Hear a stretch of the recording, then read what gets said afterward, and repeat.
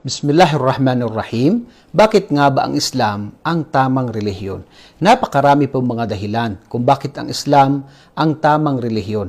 At kabilang po sa mga dahilang ito ay ito po ang pinili ng nag-iisang tagapaglikha na kanyang relihiyon sa kanyang mga nilikha. Sinabi ni Allah sa Banal na Quran, "Inna ad-dina 'indallahi al-Islam." Katotohanan na ang relihiyon kay Allah ay ang Islam. Ganun din na sinabi ni Allah, وَمَنْ يَبْتَغِي غَيْرَ الْإِسْلَامِ دِينًا فَلَنْ يُقْبَلَ مِنْهُ وَهُوَ فِي الْآخِرَةِ مِنَ الْخَاسِرِينَ.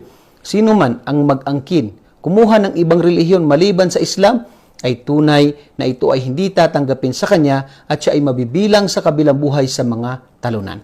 Ganun din na ang Islam ay nagtuturo sa pagsamba sa nag-iisang tagapaglikha. Hindi po katulad ng ibang mga relihiyon. Sila ay nag-aangkin na sumasamba sa nag-iisang tagapaglikha. Pero kapag tiningnan mo ang kanilang pananampalataya at kanilang ginagawa, ay sumasamba sila sa mga ribulto, mga larawan, mga santo, mga propeta, at iba pang mga nilikha.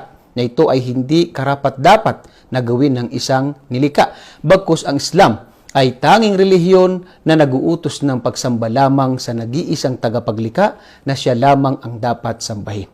Kabilang din sa mga dahilan ay ang Islam ay relihiyon ng lahat ng propeta. Sinabi ni Allah sa Banal na Quran, وَلَقَدْ بَعَثْنَا فِي كُلِّ أُمَّةٍ رَسُولًا أَنِ اعْبُدُوا اللَّهَ وَاجْتَنِبُوا الطَّاغُوتَ. Katotohanan na kami ay nagpadala ng mga propeta sa bawat nasyon upang iparating sa kanila ang mensahe na sambahin lamang ang nag-iisang tagapaglikha at iwanan ang mga pagsamba maliban kay Allah subhanahu wa ta'ala. Kabilang din sa mga dahilan ay ang Islam ay kumpletong pamumuhay ng mga tao at mga nilikha.